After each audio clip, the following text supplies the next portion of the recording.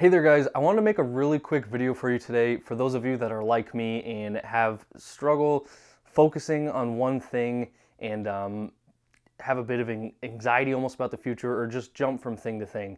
And it's this right here. Now, before you click away and you're thinking really a calendar, there's a lot more to it than that, so bear with me. But for those of you that don't know, my name is Jacob Jabut and I own a lawn care landscaping business in upstate New York.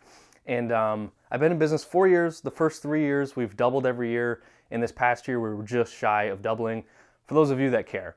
But anyways, this is not a typical schedule. I do not mean the schedule in the sense of you're not putting dentist appointments and birthdays on here. Although, if you're like me, you probably should have a separate calendar for that because, yeah, tend to forget those too.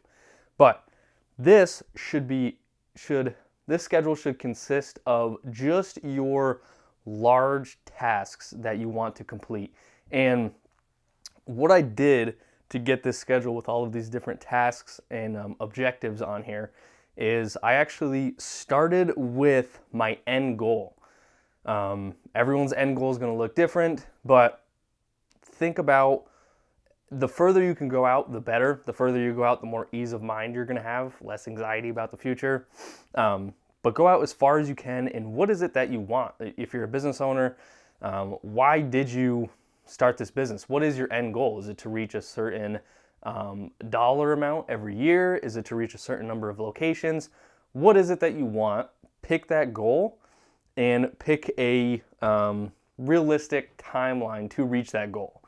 So 10 years, 5 years, 3 years, whatever it is, pick it and pick a, like I said, a realistic timeline, and then work back.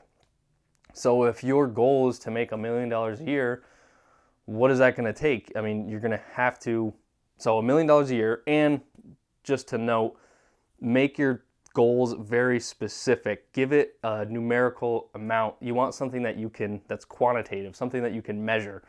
So we'll just go with the example of you want to make $1 million a year. Okay, so maybe 10 years or 5 years from now, you want to make $1 million. What does that look like year 9, year 8, year 7? Are you $500,000 the year before? $250,000? $100,000? Work back until you are a month out. And then pick all of the big things that you have to complete that month in order to get to the next month and work your way along that goal. This helped me tremendously. I mean, what I was doing before was I was all over the place. I would sit down and I would have all of these tasks in the back of my mind, but I hadn't written them down, and I would just jump from thing to thing and never really focus and get one of them completely done. And with this, it allowed me to focus on one thing, which dramatically increased productivity, because if you're jumping from thing to thing, you're changing gears. You're not allowing yourself to really dive deep into that one thing. And but this allowed me to have an ease of mind and know, okay, today I am just going to edit videos, and maybe even tomorrow or the next 3 days, all I'm going to do is edit videos. Then I know I can take 3 days to do this. I have everything mapped out. I just have to stick to the schedule and get each objective done. And actually, the fastest way that I'm going to do that is if I do all of my editing in these 3 days.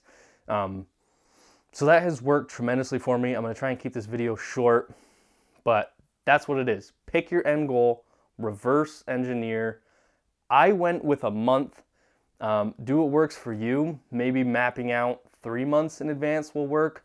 I know the further that you go out, your goals will change. So just know the further you go out, you are going to pivot and change. It's natural. But I would definitely recommend starting with a month.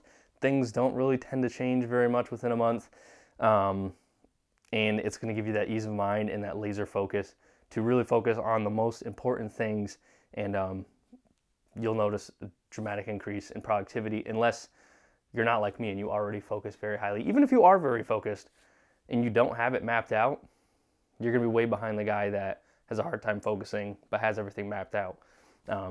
So that's my video. I appreciate you guys watching, and I hope this helps you too. And feel free to check out some of my other videos, and I hope those help you as well. Thanks, guys.